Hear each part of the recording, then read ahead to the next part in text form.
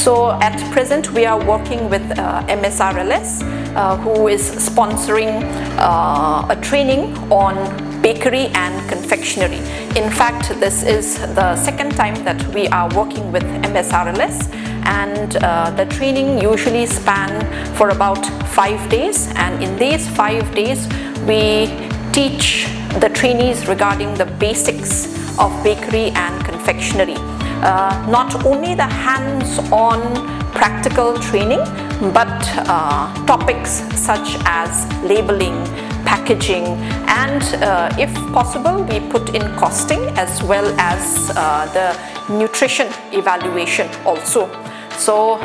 working with MSRLS has been an enriching experience because they ensure that the whole program does not just end after the training is over, because we notice that hand holding is an important part of any entrepreneurial ventures. So here MSRLS ensures that even after the training is over,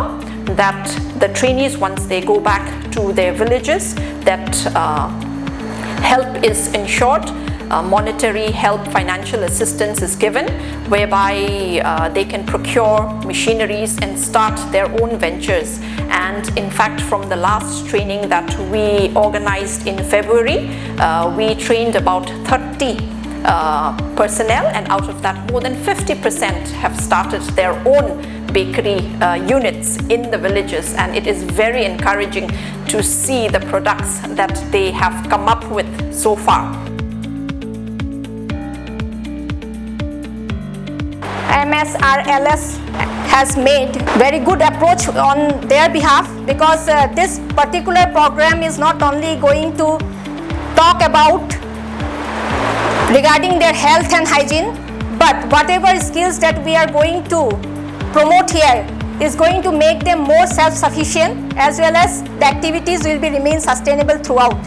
And this will not only help them in maintaining their safety and health, but also it will empower the women of this particular region economically.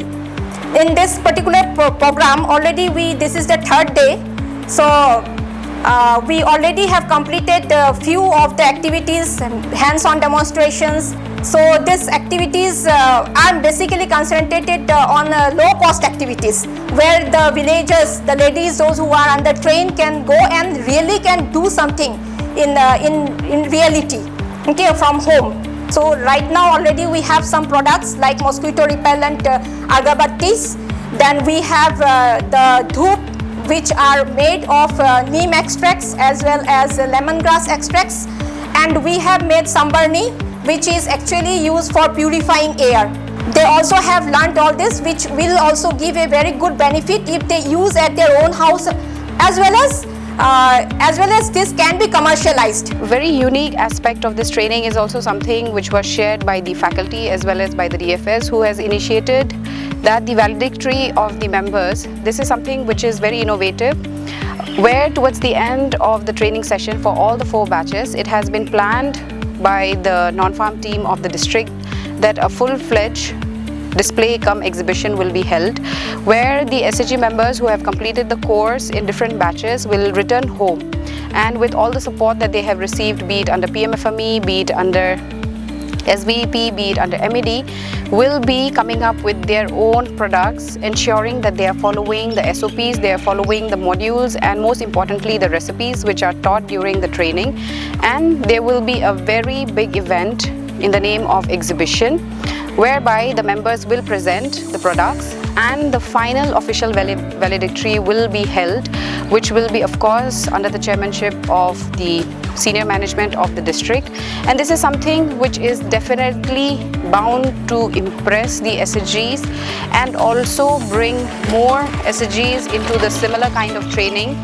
because these kind of platforms will set an example and also inspire the SHG members, the reason why they are joining the SHG fold, and ultimately enhancing their livelihood goals, because it is the mandate of the ministry as well that each SHG member will have different sources of livelihood, be it from farm, be it from non-farm. Understanding the raw materials and the natural resources which are available within the block, within their own villages,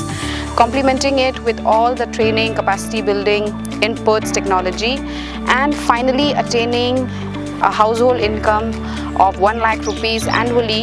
so that she can successfully be a Lakpati Didi, where all the efforts are being driven by the NRLM.